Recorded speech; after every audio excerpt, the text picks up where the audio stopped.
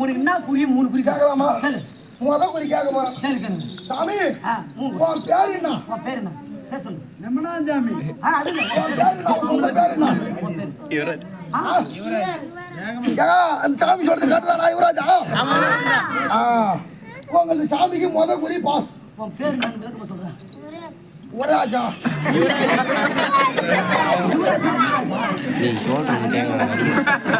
டேய் யுவராஜ். சரி யுவராஜ். முத குறி. அடுத்த குறி கேட்கலாமா? அடுத்து கேளு. சாமி உங்க அம்மா பேர் என்ன? உங்க அம்மா பேர். ராஜா. ராஜா மாமா பாத்துக்கமா. உங்க அம்மா பேர் என்ன? உங்க அப்பா பேர் கோபு. கோபு மாவனா நீ? கோபு மாமா. சாமி கேட்டியா?